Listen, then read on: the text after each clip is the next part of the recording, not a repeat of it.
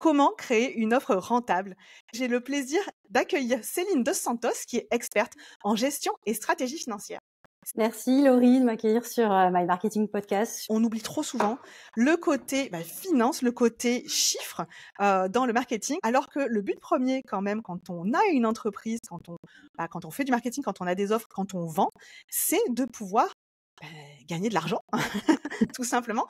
Et qui dit gagner de l'argent dit pas forcément gros chiffre d'affaires, parce qu'on va en parler aujourd'hui, qu'il faut apprendre à décorréler ça et qu'il y a plein de croyances à ce sujet et plein d'erreurs qui sont commises. Est-ce que tu peux nous en parler un petit peu plus? Et moi, j'ai un mantra que je répète, c'est que à un moment donné, c'est bien de regarder son chiffre d'affaires, évidemment, notamment quand on débute, mais que le focus, ensuite, c'est vraiment la renta plutôt que le CA. Donc moi, mon mantra, c'est focus renta plutôt que focus CA. Pourquoi? Parce que je constate que il y a une croyance de se dire, si je veux développer mon entreprise et la pérenniser, je vais augmenter mon chiffre d'affaires. Sauf que, effectivement, si on déploie des moyens pour développer ce chiffre d'affaires, ce qui est important, c'est de regarder ce qui reste dans la poche de l'entreprise à la fin, une fois qu'elle a payé ses charges, toutes ses charges, qu'elle a rémunéré son dirigeant et puis qu'elle investit, parce que c'est important d'investir pour la pérennité d'une entreprise. Et j'ai un exemple, une entrepreneur qui est gérante d'un centre de formation, qui est vraiment en hyper croissance depuis 2-3 ans et qui l'an dernier a fait évoluer son modèle économique et donc a recours notamment à des coachs, à des mentors, à des closers pour vendre son programme phare, ce qu'elle n'avait pas avant en fait. Et donc certes, elle a doublé son chiffre d'affaires, mais la rentabilité, elle est passée de 20% l'année dernière à 2% cette année. C'est pas grave, mais c'est important d'en avoir conscience pour pas à un moment donné creuser cet écart et puis aller peut-être vers une absence de rentabilité à un moment donné. Le piège finalement quand on entend des personnes dire qu'elles ont une hypercroissance, qu'elles ont un chiffre d'affaires exponentiel, parfois on peut aussi se poser la question, ok, mais qu'est-ce qui lui reste dans la poche? Et parfois on a quand même des grosses surprises de se dire, finalement, au bout du compte, il y a peut-être un très gros chiffre d'affaires, mais la rentabilité, elle est pas énorme, et ce qui reste au final à la fin de l'année dans la poche de l'entreprise, c'est peut-être moins élevé que d'autres entreprises qui feraient un chiffre d'affaires inférieur, mais qui, elles, auraient une meilleure rentabilité. C'est une croyance qu'on a beaucoup, que gros chiffre d'affaires, c'est beaucoup d'argent dans les poches. En fait, la réalité, toi, tu la vois encore plus que moi, je pense, elle est vraiment tout autre. Quand on double, quand on triple son chiffre d'affaires, qu'on est sur des montants à 6 chiffres importants, voire plus, on le fait pas tout seul en général. On C'est ça. recourt à des prestataires externes, on a une équipe, des investissements, et donc c'est important d'aller voir le retour sur ces investissements. Donc, ils sont pas forcément immédiats. Ils peuvent être à court terme, à moyen ou à long terme. Mais du coup, c'est important de suivre ça. C'est pour ça que je disais, une rentabilité qui diminue quand on a investi massivement, parce qu'on fait évoluer son modèle, on fait évoluer une offre, par exemple, c'est OK. Mais encore faut-il suivre dans le temps et voir ajuster si à un moment donné, on se rend compte que finalement, les calculs sont pas si bons que ça. C'est quoi concrètement la rentabilité financière d'une entreprise? Et tes autres définitions de la rentabilité, parce que je sais que tu voulais apporter quelques nuances. Tout à fait. Là, je trouve important que tu insistes effectivement sur la notion de définition de la rentabilité financière. Et je suis contente que ces dernières années, on parle de plus en plus de rentabilité, parce que c'est un thème dont on parlait pas si souvent. On parlait beaucoup du chiffre d'affaires. Je constate depuis 2-3 ans qu'on en parle de plus en plus. Donc ça, moi, j'en suis ravie. Il y a peut-être plein d'entreprises qui se sont rendues compte qu'elles ont un gros chiffre d'affaires, mais qu'au final, elles n'arrivaient pas à se payer. Ouais. Et donc, pour moi, une entreprise qui est rentable, c'est une entreprise qui répond en fait à 3 conditions. Et c'est vraiment un et entre les deux, les 3, c'est pas un ou.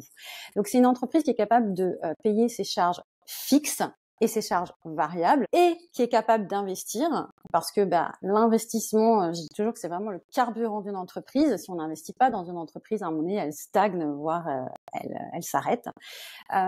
Et qui est capable de payer son dirigeant. C'est vraiment les 3 conditions. Donc, c'est vraiment ces 3 conditions réunies, pour moi, qui font qu'une entreprise, elle est rentable.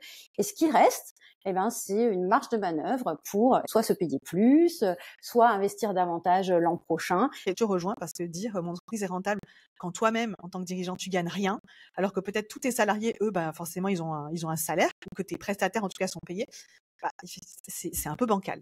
Mais donc, c'est-à-dire que ça peut être OK à un instant T, très ponctuellement, de baisser sa rémunération, parce qu'il y a eu un événement particulier, mais ça doit être très ponctuel.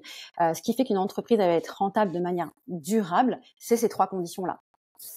Est-ce qu'on peut revenir sur, il faut avoir payé ses charges fixes et ses charges variables. Est-ce que tu peux nous expliquer cette petite nuance? Oui, alors la notion de charge fixe et de charge variable, les charges fixes, c'est vraiment les charges, que un entrepreneur, une entreprise a à payer tous les mois, qu'elle rentre du chiffre d'affaires ou pas. Donc c'est des charges qui sont complètement décorrélées du chiffre d'affaires. Donc ça va être typiquement le loyer, le téléphone, Internet, l'expert comptable, toutes ces charges, voilà, que tu rentres du chiffre d'affaires ou pas, il faut les payer. Les charges variables, c'est vraiment des charges qui sont directement corrélées à un chiffre d'affaires. Donc typiquement, pour vendre un programme ou un accompagnement, si on est dans la prestation de service, on recourt par exemple à des coachs ou des mentors. On a des coûts d'acquisition liés au fait qu'on a fait de la publicité par exemple pour mettre en avant notre programme ou notre accompagnement. Ça va être des charges qui sont variables, c'est-à-dire qu'elles sont directement liées. Si tu ne vends pas de programme, tu payes pas de coach et de mentors qui vont intervenir dans ton programme. Et ce qui est important, c'est bien de tenir compte des deux. Sinon, il manque quelque chose dans l'évaluation de la rentabilité d'une entreprise ou de l'offre en particulier. Et c'est que souvent, on prend en compte les charges variables, mais on Ouais. oublie les charges fixes. Et ça, c'est une erreur très fréquente. J'ai eu le cas récemment d'une entrepreneur qui me dit c'est bon, moi mon offre elle est rentable, donc on est allé regarder plus précisément. Et effectivement, elle tenait compte de l'ensemble des charges variables, ce qui est déjà super, lié à son offre principale, mais elle n'avait pas du tout tenu compte du reste, qui était quand même important parce qu'il y avait sa rémunération dedans. La rémunération fait partie des charges fixes.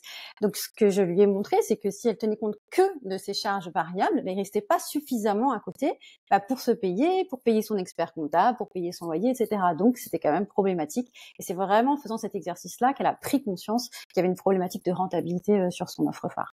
Et ça veut dire qu'il faut se plonger un peu dans ces chiffres. Mmh. Et je sais que ça en rebute quand même beaucoup.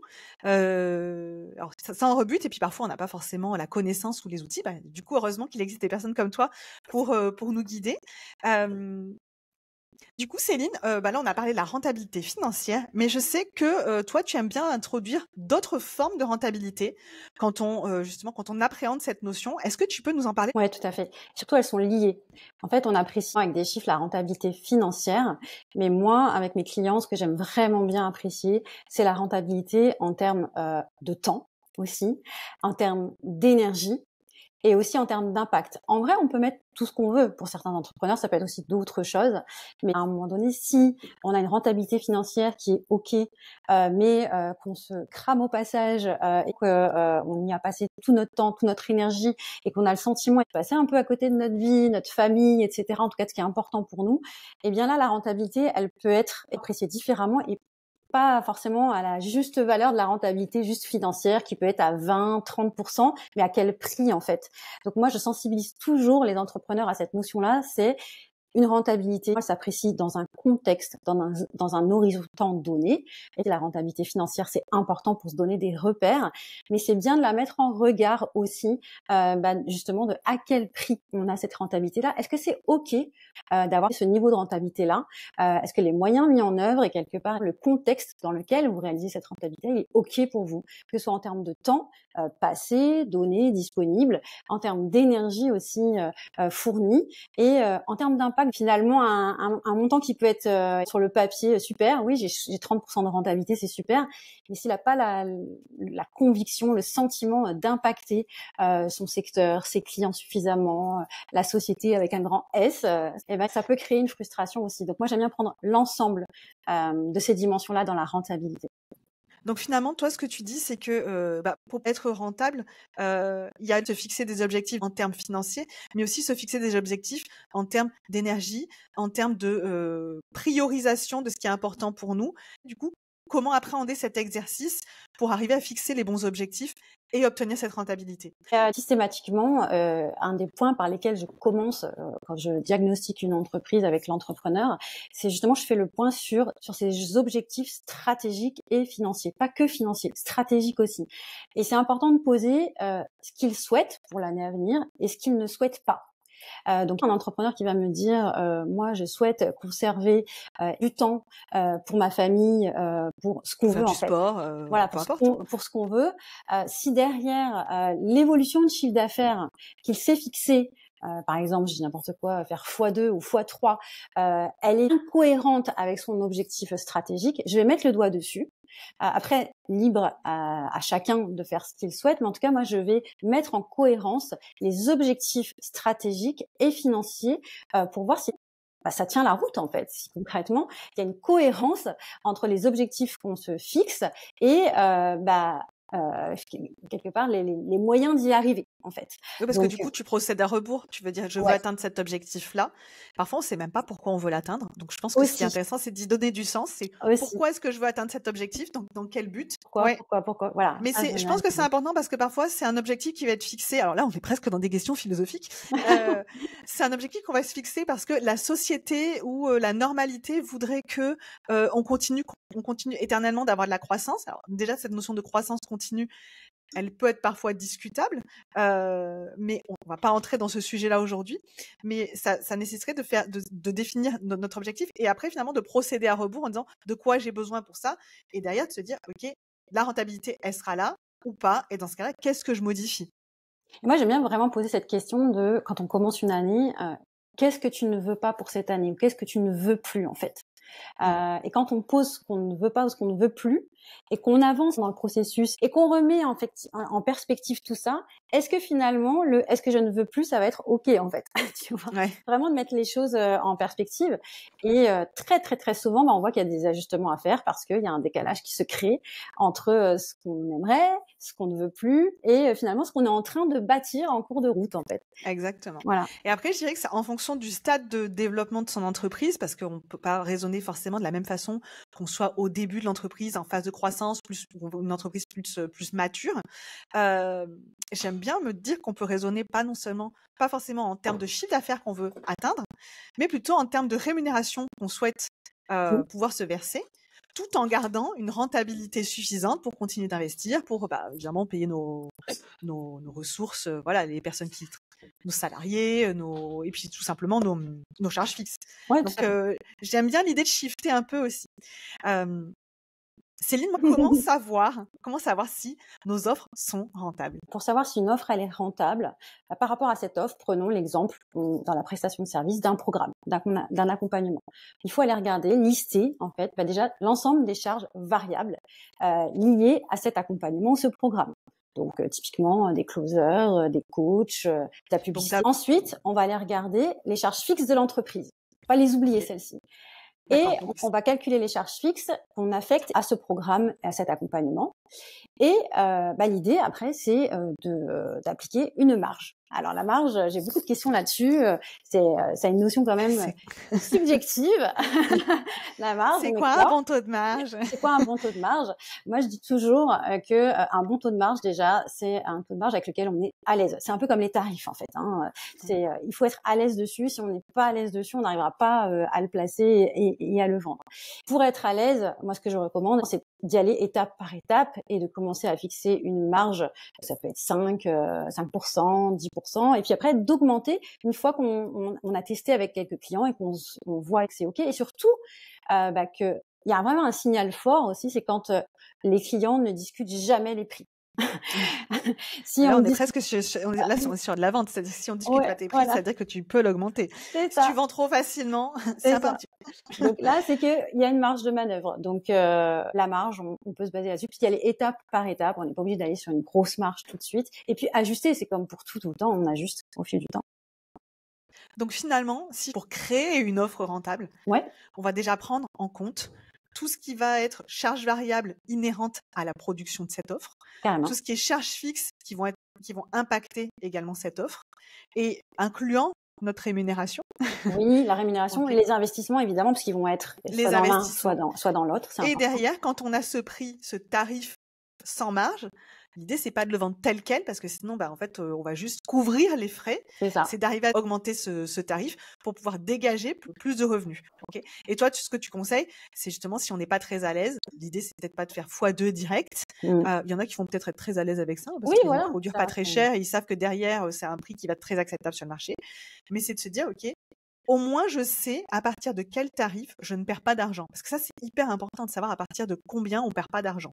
Exactement. L'idée, c'est d'en faire plus. C'est ce qu'on appelle en finance le seuil de rentabilité. Donc, ce seuil à partir duquel on est rentable. Ça porte bien son nom. On est rentable. Mais on n'est pas obligé de vendre au niveau du seuil de rentabilité. C'est pas l'objectif non plus. L'idée, c'est de vendre plus cher. C'est déjà bien, mais l'objectif, c'est de faire plus. Au moins, on perd pas d'argent. Exactement. L'objectif étant de faire plus pour continuer sa croissance. Quel est selon toi un bon niveau de rentabilité pour des offres? Même si, évidemment, ça va être variable d'une offre à une autre, d'un secteur à un autre. Exactement. Alors, je vais vous donner un repère quand même, notamment dans la prestation de service, mais le niveau de rentabilité, il dépend de plein de paramètres. Il dépend du stade auquel se trouve l'entreprise. Au démarrage, après quelques années d'activité ou encore plusieurs années plus tard, c'est pas forcément le même stade de développement et surtout, ça dépend de là où on en est dans son modèle économique. Quand on est en phase de transition de modèle économique, ça peut être tout à fait OK d'avoir une rentabilité qui baisse. Mais dans la prestation de service, on va dire qu'un taux de rentabilité nette qui est tout à fait satisfaisant, ça va se situer entre 10 et 30%. Moi, j'ai toujours au-dessus, quand on m'annonce des taux de rentabilité à 50, 60%, c'est qu'il manque quelque chose dans l'équation. Soit l'entreprise, elle n'investit pas. Il y a un loup. Ou peu, voilà. Soit il n'y a pas ou peu d'investissement, soit la rémunération, elle est faible, elle est pas folle, inexistante. Voilà. Et quand c'est trop faible, c'est que il y a soit des investissements qui pèsent sur l'entreprise, soit une rémunération qui peut peser aussi. En tout cas, il faut aller décortiquer ce qui pèse dans cette rentabilité. Mais voilà, entre 10 et 30% pour de la prestation de service, c'est tout à fait correct. Si vous vous situez dans cette zone-là, c'est tout à fait OK. Mais c'est variable. Et je le disais tout à l'heure, une rentabilité, ça s'apprécie vraiment dans un contexte et dans un horizon de temps donné. Quand on vient d'investir massivement pour développer une offre ou aller conquérir un autre segment de marché, c'est tout à fait logique de pas avoir le même taux de rentabilité que 3 ou 6 mois auparavant. C'est pour ça que c'est important de suivre l'évolution de la rentabilité pour être sûr que les décisions qu'on a prises, finalement, elles portent leurs fruits.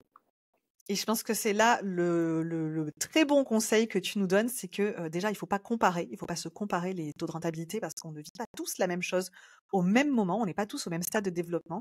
Et c'est un indicateur à suivre régulièrement et c'est une donnée qu'il faut contextualiser par rapport à l'environnement, à la période qu'on est en train de vivre. Tu parlais de changement de modèle économique, de gros investissements, de lancement d'une offre. Tout ça, à partir du moment où on arrive à donner des explications, à partir du moment où on arrive à contextualiser, on peut arriver à apprécier si c'est bien, si c'est pas bien, ou au moins donner une raison. Et je pense que l'erreur, c'est de sortir cette donnée de son contexte en disant c'est bien ou c'est mal. C'est bien ou c'est mal, c'est très subjectif et qu'il faut arriver à l'expliquer.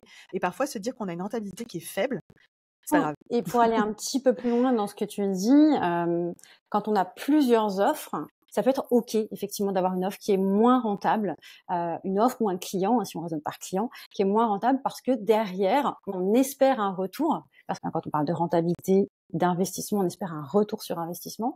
Et ce qui est important, c'est que l'écosystème global soit rentable au final. Et donc, à un moment donné, il peut y en avoir une qui soutient l'autre, par exemple. Oui, et puis il peut y avoir une offre ou un client, parce que c'est vrai qu'on a raisonné en offre de mission.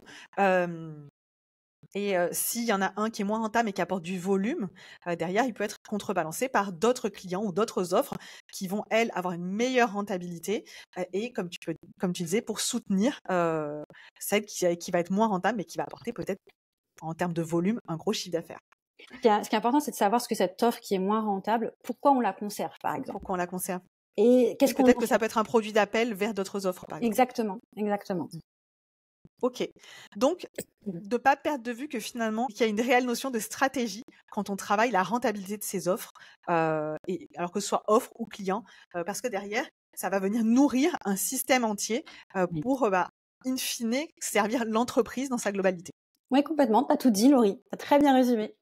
Voilà. Je vais me reconvertir. Céline, est-ce que tu pourrais juste nous partager les erreurs les plus courantes que tu observes?